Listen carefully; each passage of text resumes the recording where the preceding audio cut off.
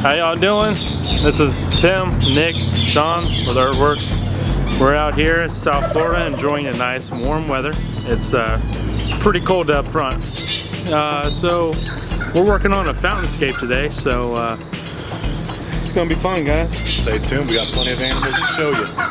Stay tuned. We're out at beautiful Miami, Florida. We're here building at Blake Exotic Animal Ranch and a couple other of his good buddies. We're here at the Aquascape Winter Retreat, so we want to give a big thank you to Ed, Greg, Brian, and Chris for having us all out here. We're here with Chris Hansen, and we're going to be building really nice scalloped urns. They're going to be placed at different heights. It's going to really look good, and it's really going to make the surrounding area just look more complete. Good morning.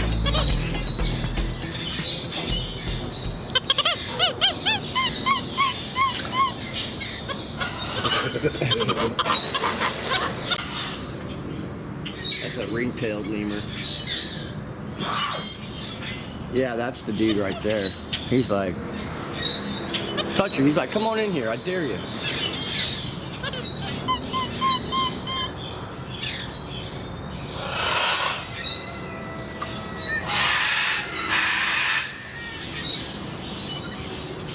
Good morning, Chris. Hi. Hi, Mom. Good morning. Thank you all so much, obviously, for taking a part in the winter retreat. I'm super happy to be down here because we left negative 20-degree temps and now we're in 70, 75-degree weather. And but more importantly, I'm happy to be here because I'm meeting a lot of new faces or connecting faces with some of the names that I'm seeing on the CAC page. My name is Chris Hansen. If you don't already know me, we'll get to know each other today throughout this process. We're going to do a fountainscape, right? We've got the 3 scalloped urns, the different sizes. We are going to install it the way Team Aquascape would in Chicago, right? We've got the accent boulders, we've got the gravel, we've got 15 small aqua blocks with a much bigger liner to catch the splash. We're going to do color changing lights. Chris, you're still good with the color changing lights? Yes? You can always turn them to white. White is best. Cool. So we're going to do the color changing lights. We're going to show you how we cut them into the tops of the urns, how we would light them up, and just how we're going to make it nice and sexy.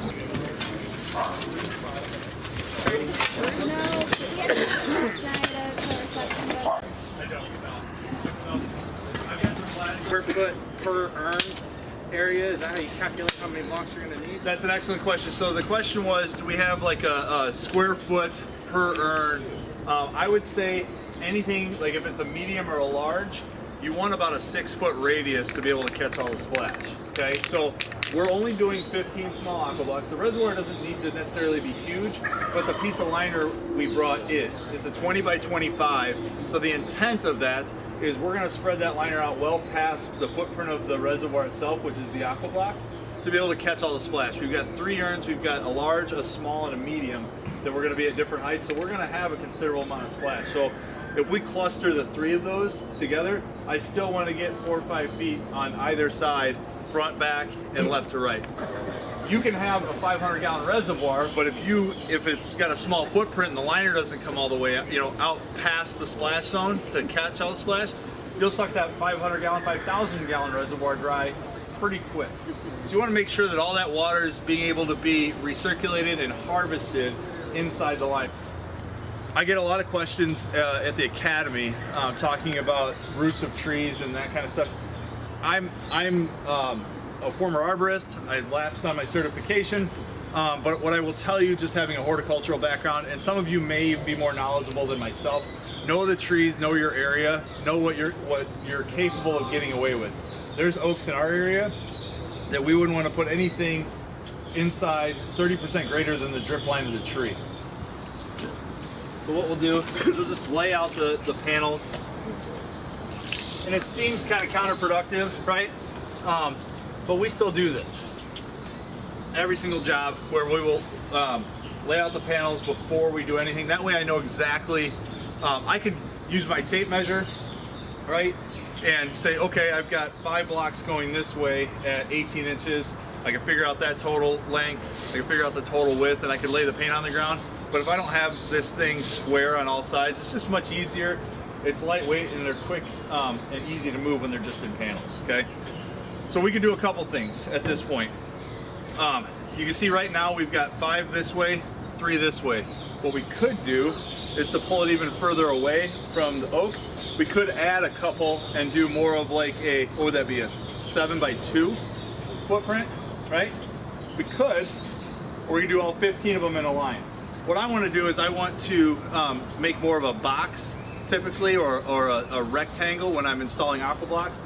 The reason for that is I want to have all of the aqua blocks under compression and use the stability and the structure of the aqua blocks to just lock everything together. If we had them all in a solid line of all 15 of them in a row, you don't have, like, what I want is I want the aqua blocks to kind of pin each other in. Does that make sense? So you're using the aqua blocks, and these things will perform much better under compression than they would in loose soil. When you are laying out the reservoirs, you really want to consider the homeowner, not you, but the homeowner, worst case scenario, accessing the pump. Do not bury it underneath a 150-pound rock. Put it somewhere where they can access it. Chris, when you go through the property, or maybe you can already tell, is very hands-on. He is not afraid to get his hands dirty or get in there. He's going to like be involved with his water feature. So from talking with him and understanding the amount of effort that he's willing to put in, I'm okay putting the pump vault back behind the errands because it's the most easily hidden back behind all the stuff that's happening on top of the reservoir. We'll throw some soil back in here and just kind of create a little bit of a berm. I don't want to take all of it off site. I don't want to be able to take all of it off site and relocate it in back, but we're definitely going to take a majority of it and move it to wherever Chris deems necessary. So we'll give him a hand schlepping these wheelbarrows. Honestly, I think we'll end up doing maybe 7 or 8 wheelbarrows, and then the rest of it we'll be able to top dress and feather around. I want to save some of it because it's good soft soil. It'll really help us when doing the edges, okay? When excavating, one of my biggest pet peeves, and it drives me nuts that people don't know this, but I actually have to teach our guys how to shovel when they onboard. I know it sounds silly, but people it's not a skill that is currently taught to that many people. People don't know how to shovel. We start inside these long handle spades right here. Where's the dirt going, Chris? So you're for slate, so there's a pump all across it.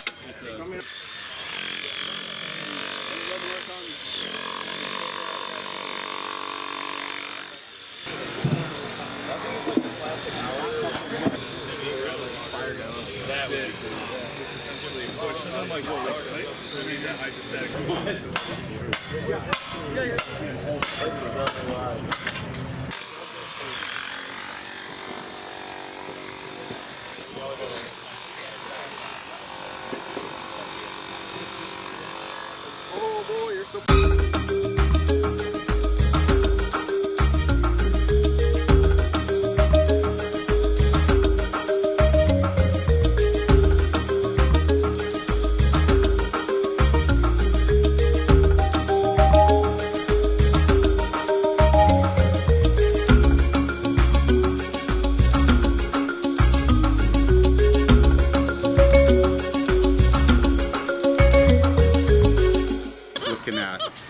cuts and fingers and doing manicures and getting a little scab off. You know, when monkeys groom each other, they're looking for salt in the skin. Oh, is that it? That's what they want. They're not looking for bugs. They're eating skin because it's salty and they crave sodium. I know. Oh, yeah. Those are owl monkeys. He's doing that because He's doing those backflips? he's angry. Would you take a picture or whatever?